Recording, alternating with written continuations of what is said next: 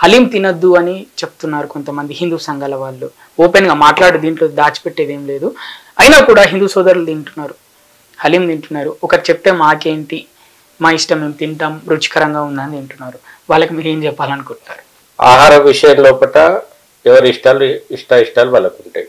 కానీ మనదైనటువంటి గొప్పదైనటువంటి సంస్కృతిని భావితరాలకు మనం తీసుకుపోవాలి. సనాతన ధర్మం లోపల ఆవును తల్లితోటి సమానంగా పూజిస్తాం. అందరూ దేవుళ్లకు నిలయము, ముక్కోటి దేవుళ్లకు నిలయమని పూజిస్తాం.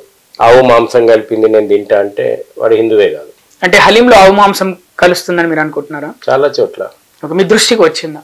చాలా చోట్ల జయచంతులు కూడా పట్టుకున్నారు కదా. ఈరోజు ఒక కల్చరల్ జిహాద్ నడుస్తుంది దేశం లోపల.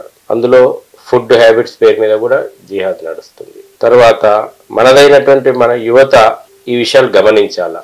ఒక పెద్దదైనటువంటి ఈ కల్చరల్ జిహాద్ ఏదైతే మన మీద నడుస్తుందో దీన్ని మనం ఎదుర్కోవాల్సిన అవసరం ఉంది.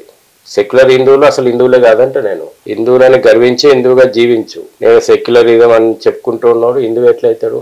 కాదు. కాబట్టి హిందుత్వం గురించి తెలుసుకోండి, హిందువుగా గర్వించండి, హిందువుగా జీవించండి.